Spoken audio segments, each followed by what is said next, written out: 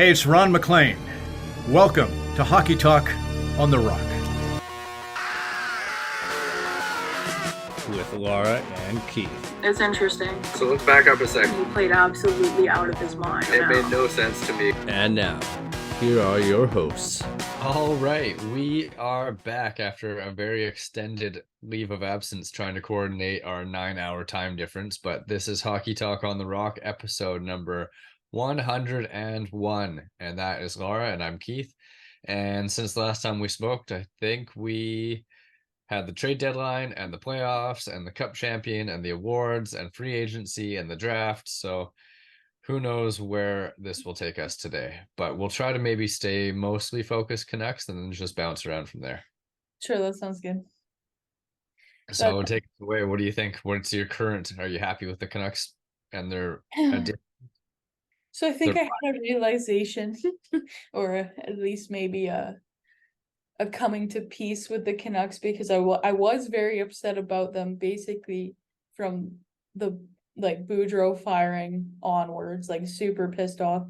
And I was under the impression, I don't care what they do under Tocchet because it's just a repeat of what they did last year under Boudreau.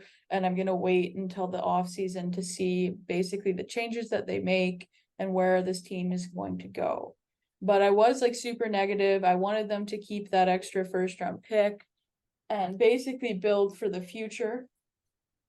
However, I will say I kind of came to terms on July 1st, after the Miller extension kicked in, to be okay, and the Demko, just the deal that he has, those two particularly, I'm okay, they're going for win now because they have these pieces, and we'll see where it goes. Obviously they made some signings in free agency.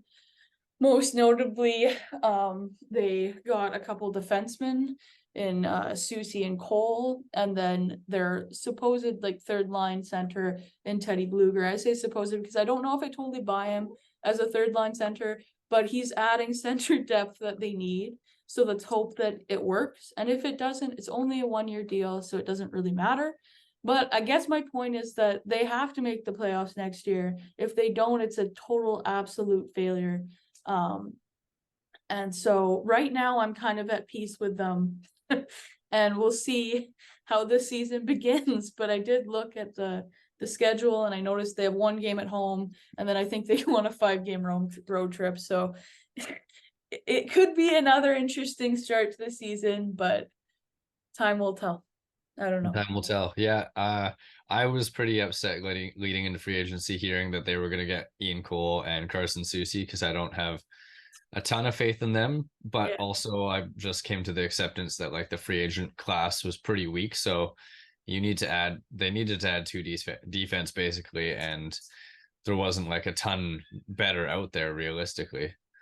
I mean, when you consider too, if they move Myers, which it sounds like they're going to, I think it depends if Carlson is moved from San Jose, but if they do, then the only defenseman left from the Benning era is going to be Hughes, which is insane. Right. That's an insane turnaround. So whether or not, it's better, I think we can probably accept that it will be better than what was under Benning. Whether it's playoff worthy, I don't know. I'm like you. I don't have much faith in those two defensemen, but at least, Susie they gave 3 years to, which is, but at least the other signings were 1-year deals. So yeah. And I agree with you on Teddy Bluger. I feel like he's more of a solid fourth line center. So I don't know if we've exactly solved that one yet, but like I said, the class was weak. I had some hope for Ryan O'Reilly. He actually got less money than I thought he was going to, but at that term, it's still something that would have been a risk. So I'm not too disappointed. And then after he went off the board, I was hoping for JT Comfort, but then after seeing the deal he got, there's no way I would have been happy with that. So yeah, it was a very Benning-ish signing, which was surprising from Yzerman, I thought. Stevie Y has been doing some interesting things. When they did the trade with Edmonton for future considerations to get Yamamoto and Costin, and then they bought out Yamamoto and they didn't qualify Costin, it was very questionable. Then they did sign Costin, I guess, but it seemed like a very odd move to just kind of help Edmonton out like that. Yeah. And a lot of people are giving him flack for drafting Nate Danielson at number 9 in the draft. Yeah. Was it him that drafted Philip Sedina? Oh, I don't think so, but I could be wrong. Maybe it was, but I think it was Holland. I think it was like one of his last picks. Was it? Okay, because he got put on waivers today, I saw. Yeah. So Detroit's kind of an intriguing one, and they also signed Justin Hall, which is a little bit too. At and 3.4 for 3 years. I Yeah. laughed out loud at that one and mocked my friend in our hockey pool group who's a Detroit fan because that's not a great move. But yeah, back to the Canucks. What was I gonna say?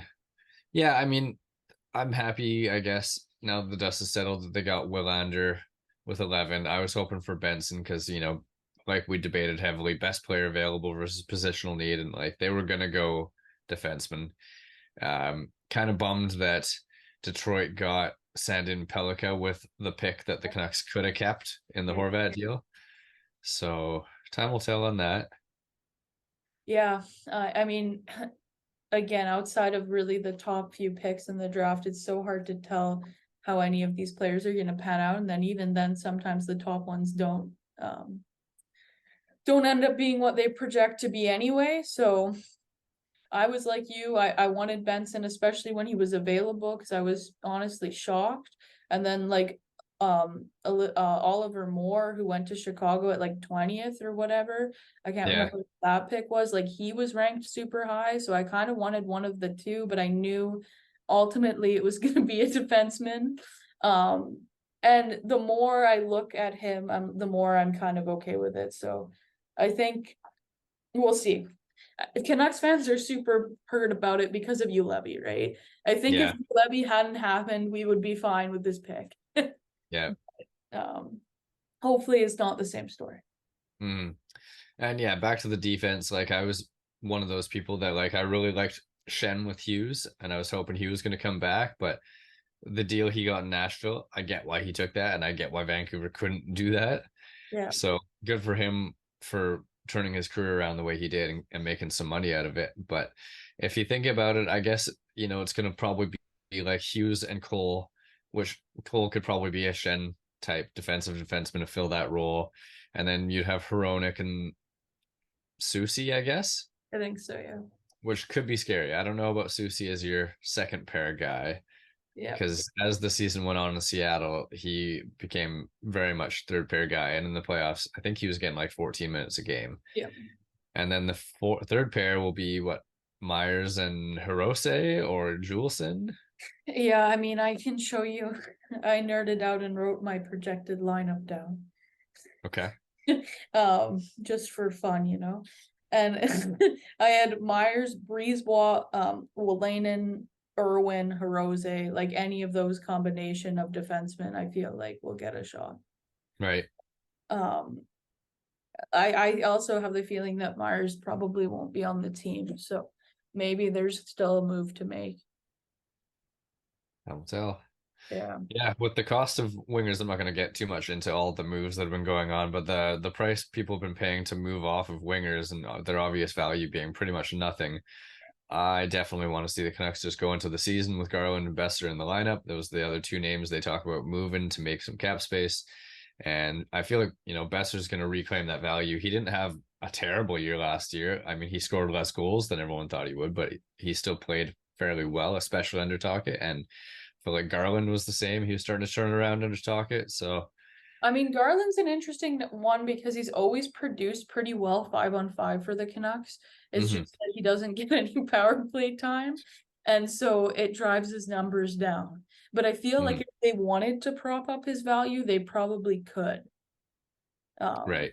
But again, we'll see. And I mean, I think I've always been more positive on Garland than most people because I do like the fact that he has some feistiness to his game. And I think that it's something the Canucks could use on that forward group, basically. But right. We'll see. I'm happy if they keep both of them. They do have a total logjam of wingers, though. Like for the younger players like Podkolzin and Hoglander particularly, I wonder what's going to happen with them because it still feels like if they don't move anyone that they're just not going to get the opportunity to play. And maybe both of them aren't going to pan out to be what they were projected to be, but it would be nice to see them given a bit more of a shot. I mean, Podkolzin has been given more than Hoglander recently, but because I'm like, I guess in my mind I'm thinking about again, a bit of the grittier style, and Hoglander and Garland are kind of similar, or they could project to be similar players. So anyway, yeah. I feel like one of them is going to probably land on that third line, Garland and Blue.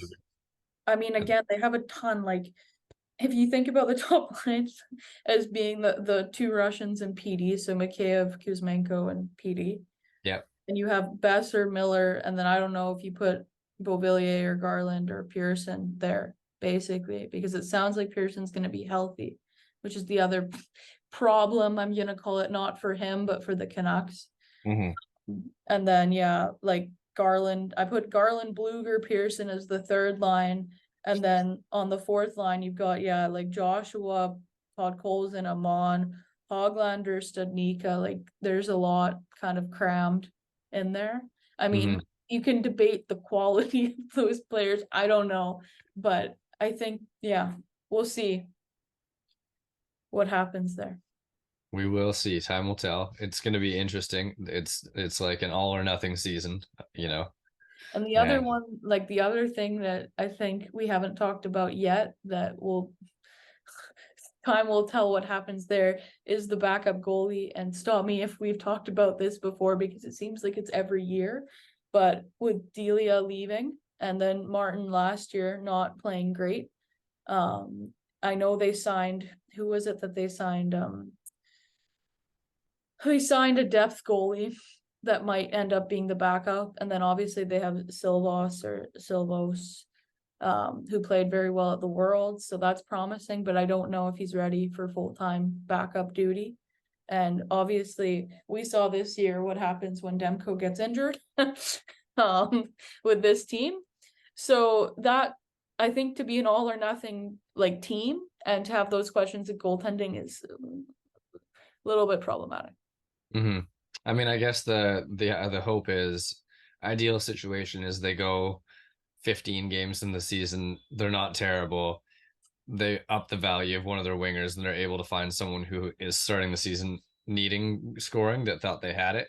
And then they can upgrade, you know, with third pairing defenseman coming back the other way and try to make room up the lineup for one of the other guys, one of the many guys you just listed. Yeah. I'm gonna be hopeful. I'm gonna be hopeful that they're gonna have a good summer and come in prepared and finally start a year good. I mean, I'm gonna say this: if they don't, then there is something seriously wrong with the team. Yeah. Like, and they need to dismantle some of it if they don't come in prepared again, because it's been 2 years in a row, if not 3, that we can really talk about them ruining their season based on the start. You can't do it. They know that. So yeah, okay. So I'm gonna move off the Canucks because there's a couple teams I just really quickly want to touch base on. And before we wrap it up, whenever that is, I want to do where do you think they're gonna get traded kind of thing, for names that are the big names that we kind of know are gonna go. So because you love the Leafs, I want to talk about Toronto. Sure. And I want to get your thoughts on, because I actually kind of like some of the additions they made. So obviously moving out, they lost O'Reilly. They lost, what's the name of the player they got from Chicago? Not McCabe, because he's sticking around, but the other guy, the forward. No, I can't think of his name right now either. The depth dude. He left. I don't think he signed anywhere yet, but I think he did. I try and remember where, but anyway, yeah, sorry. They lost him. They lost Achari, they lost O'Reilly, they lost Shen. They lost Kerfoot. Where did Kerfoot go? I don't, he went to Arizona. Oh yeah, right. Okay. So yeah, they lost a lot of pieces, and then they ended up bringing in John Klingberg, and they brought in Max Domi, and they brought in Tyler Bertuzzi, and they brought in, Ryan Reeves. Yeah. So obviously they were looking to address some of their grittiness. And with Klingberg, like, it was obvious in the playoffs that they had trouble moving the puck. Like, besides Morgan Riley, they had good defenders, but the defenders couldn't necessarily keep moving the puck up to their offense, and it was noticeable. And I felt like TJ Brody lost like 10 steps in the playoffs. Like he was so noticeably bad. Well, both him and Giordano, I felt like for them were a problem in the playoffs this year. Yeah. I mean, both of them are older now. The thing about Toronto that I think is the most important is that right now I think they're like 8 million over the cap. So they're gonna have to move someone from that team before the season starts, basically. So right now they might look better than they are. And I mean the question to me is if it's Nylander, but it sounds like they're working towards an extension. So then my second thought is, well, maybe they get rid of Murray somehow, but then what is the cost of that? I mean, I heard he's not even anywhere close to playing yet. Yeah, maybe they'll get lucky and he can go on LTIR. They haven't qualified Samsonov yet either, because I think it's to do with the cap, because I think they're the 10% above or whatever that they're allowed to be, but in the summer. Right. But I mean, on paper, I like the additions for the team, but I just think that team is. I think that they are what the Canucks could be. Okay, I don't know how to explain this. I think there's something systematically flawed with their core, and I think they can try reviving things around them, but until they figure out what the problem is with their core players, I don't see them winning, essentially. And I mean, like Domi, for example, I think gets a reputation as being like a gritty player because of his dad. I don't know if he actually is. I don't think he throws a ton of hits. He might get under people's skin. I think as like a third line player, he's very useful. Like if you're talking about an upgrade from Kerfoot to Domi, it's definitely like that's what I see it. I see it. You're upgrading what you had with him. And sure, it's an upgrade. And I think Bertuzzi is an upgrade over Bunting. Yeah, big time. So those two moves for sure. Klingberg is good offensively, not great defensively. So it'll be, you know, a fit that we'll see how it works in Toronto. But yeah, I agree with you. Like on paper, I think they've improved their team, but now I want to know what they do to get under the cap. Yeah, that's the thing. There's still a ton of moves coming this offseason. Yeah. One move that I really liked was Toffoli to the Devils. Yeah. They gave up, you know, we'll see how it goes, because they gave up the younger player who, not last year, but the year before, had similar point totals to Toffoli. What's his name? Sharangovich or whatever. Yeah. And a third, and Calgary was in a tight spot because Toffoli was pissed because they didn't want to extend him and he wanted to move. So they got what I think is a decent return. But now I look at New Jersey's top six of like Toffoli, Palat, Meyer, Hughes, Hischier, Dawson Mercer. Like they've got some offense there that's going to be pretty insane. Gonna be a bit of a problem. And also like all their deals, like the cap hits are all pretty nice for those players. So yeah, I agree. I like that one. And then the biggest one, I think, obviously, is the beginning of the exodus in Winnipeg, where like they bought out Wheeler and he signed for next to nothing in New York. I don't know why, but whatever. And then they traded Pierre-Luc Dubois to LA, which on the surface I think is a good move for them, but and part of me thinks they're overplaying their hand a bit. You know, like they traded a first and what was his name, Brock Faber, to Minnesota for Kevin Fiala, and they had all these great prospects up and coming and young guys, and then they traded in the Philly Columbus deal. They got rid of a second and Helgi Grans, which was not as good as a defensive prospect. Ton of young players though that are like almost NHL ready. I think it's more forwards now. It's more forwards, but they have a ton of young defensemen in their lineup already. And then they got rid of Jersey for a second. And then they brought in Dubois, and I feel like Iafallo and Velarde together will probably get the same production that Dubois will get. And then what was they got a second? Was it those three pieces? Yeah. I mean, for me, the Iafallo one completely depends on who stays in Winnipeg, because I don't see him driving production by himself. So if he Yeah. could play with Scheifele, for example, or with Ehlers, I think he'll probably pick up with what Dubois does, although again, center winger debate you can have. Velarde, I don't really have faith in, but we talked about it earlier, maybe a change of scenery. And he had a better season last season, but he does need to start replicating that if he's going to be an NHL player, basically. I think it's interesting with LA with Byfield, because now in front of him he has Kopitar, he has Dubois, he has Deneau. So is he going on to the wing? Are they like, I think he was their second overall pick. Are you gonna let him play? What's on there? So yeah, no, I read a funny one that was like LA looking at the Rangers and being like, hey, they're burying their high picks. I like that. Or, something along those lines. Because, like, New York's having time developing Kako and Lafreniere and stuff like that. It's similar for sure. So if they don't play him on the wing, it'd be a real head scratcher. Yeah. But I think, is Kopitar on the last year of his deal now? It sounds like it. Yeah, I think they wanted to bring in Dubois to kind of replace him when he retires, essentially.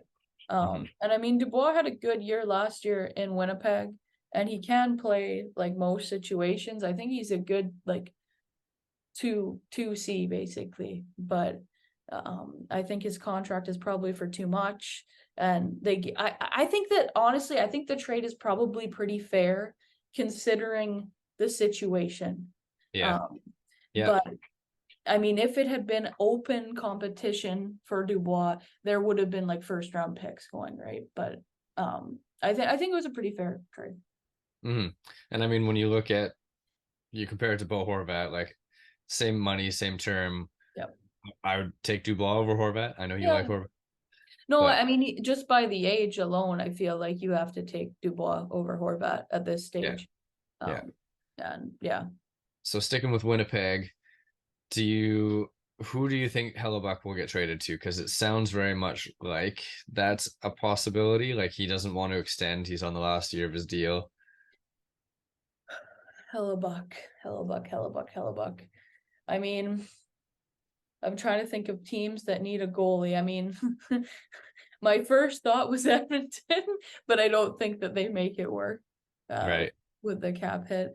I mean, I guess LA would make some sense there with a goalie. Who else needs a goalie? Maybe the Devils, although it looks like they have something worked out there. Buffalo actually could be an interesting one. Maybe I'll say there. Yeah, I was thinking my first pick for him would probably be like New Jersey. Yeah. But I don't know if they could stomach extending him for what he's going to cost. Yeah. I could see Toronto going for it for a year with him. Yeah. If they can make it work. And Buffalo is a very good, obvious one, I think. Yeah. Yeah. And but they have the assets, I think, to make that deal happen. Yeah. And then the other one was Elias Lindholm out of Calgary. It sounds very much like they've offered him the money and the term it would take to keep him, and he would probably go. Are you like me and you just see the obvious fit of him going to Columbus? I think Columbus would make a lot of sense. Obviously reconnects with Johnny Hockey there. Other places that need a center. I mean, everyone, like, I really like Lindholm's game. He's one of like the Flames that I secretly kind of like. But it's funny because I was also thinking about what if he returned to Carolina. Oh yeah. But I don't know, because I also could totally see Scheifele, if they trade him, ending up in Carolina. I feel like one of them is going to end up in Boston. Yeah, I mean, that's another spot because who knows what's going on with Bergeron and Krejci at this point. Yeah. Last I heard was they're moving forward as if neither are coming back, and they're so far into cap hell, like with the $4 million overage from last year. Boston is gonna be one to watch next year because they've lost a lot of players and like added Lucic and Van Riemsdyk, which would be good if it was 2011. Yeah. But not How necessarily. much, how much did Van Riemsdyk sign for? I missed that one. Let me look. I don't remember, but it's not expensive. They're not expensive deals, but it's just like, what are you doing? Well, I mean, if you look at the subtractions too, they lost Foligno, Hall, Bergeron, Krejci, Connor Clifton. It sounds like they're going to trade Matt Grzelcyk to make some money work. Bertuzzi's gone. Orlov's gone. Yeah, it's funny because I totally thought that they were trading Hall to keep Bertuzzi. I was like, okay, it makes sense. They basically just got rid of Hall, but they'll use that money that they could, like, that they saved to keep Bertuzzi. Anyway, I mean, based on the 1 year and the cost of the ticket, it seems like Bertuzzi just wanted to go for it, and he didn't see Boston as the team that was going to do it. so what I read is that he had longer term offers, but not from contenders, and so he's banking on the cap going up next year, and thinks that he can basically ride like shotgun with Matthews and Marner and inflate his value, which It's is not a smart. like, it's a smart Yeah, play. not a bad idea. Van Riemsdyk is 1 year, 1 million. Oh, Jesus, yeah. Yeah. Nothing. Yeah. But All right. Well, before we sign off, because I see we're running out of time here, yes. we'll be a little more organized for episode 102, and we'll kind of grade the moves this off season and all that. But lastly, what is your worst signing of free agency now that we're 3 days in? Oh man. I mean, we went through the Detroit ones, which I feel like, to me, I think it's honestly probably JT Compher.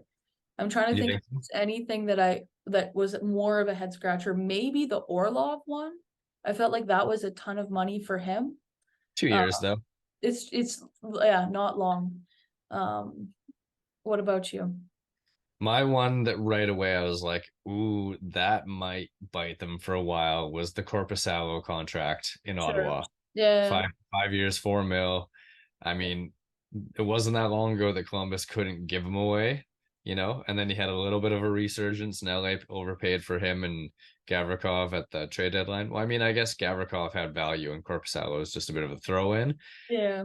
But yeah, that could be bad for Ottawa.